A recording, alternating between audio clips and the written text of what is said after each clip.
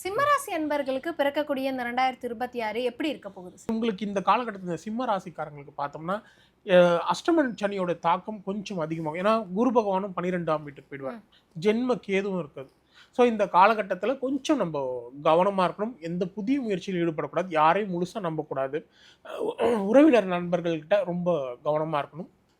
புதிய இன்வெஸ்ட்மெண்ட்டு இந்த மாதிரியான ஃபினான்ஸில் போடுறது, இந்த மாதிரியான விஷயங்கள்லாம் எதையுமே இந்த காலகட்டத்தில் பண்ணக்கூடாது. வாகன பயணங்களை கொஞ்சம் கவனமாக இருக்கணும். இரவு நேர பயணங்கள், நீண்ட தூர பயணங்கள் இந்த காலகட்டத்தில் வந்து பெருசாக பண்ணக்கூடாது. ஓன் டிரைவிங் அந்த மாதிரி விஷயத்தில் கொஞ்சம் கவனமாக இருக்கணும்.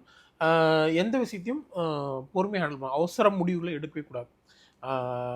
அப்படி இருந்தாவே ஓரளவுக்கு நம்ம பிரச்சனைகளை தவிர்க்கலாம். சிம்மராசி அன்பர்களுக்கான பரிகாரம் அப்படின்னா அது என்னவா இருக்கும்? இவங்களுக்கான பரிகாரம் அப்படின்னு பார்த்தோம்னா, ஆட்டுக்கால் சூப் இருக்கு இல்லையா, அதை வந்து ஞாயிற்றுக்கிழமையில் ரெகுலராக சாப்பிட்றதும் தானம் பண்ணுறதும், ஆட்டுக்கால் சூப் வாங்கி தானம் பண்ணுறதும் உங்களுக்கு ஒரு சிறந்த பரிகாரமாக நிச்சயம் இருக்கும்.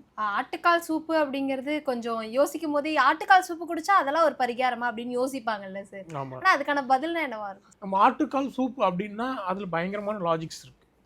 காலுன்னா சனியோடது, ஓகேங்களா. இன்னும் நிறைய அதில் காலுன்றது சனி, ஓகேங்களா.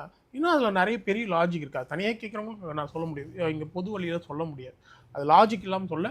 ஆட்டுக்கால் சூப்பை வந்து ஞாயிற்றுக்கிழமைன்னு சொல்கிறதுலேயும் ஒரு லாஜிக் இருக்குது, ஓகேங்களா. அந்த ஆட்டுக்கால் சூப்பை அவங்க ஞாயிற்றுக்கிழமையில் ரெகுலராக சாப்பிட்றதும் மற்றவங்களுக்கு அதை கொடுக்குறதுமே மிகப்பெரிய அவங்களுக்கு வந்து லைஃப்பில் வந்து அந்த தடைகளை நிச்சயம் கண்டிப்பாக குறைச்சி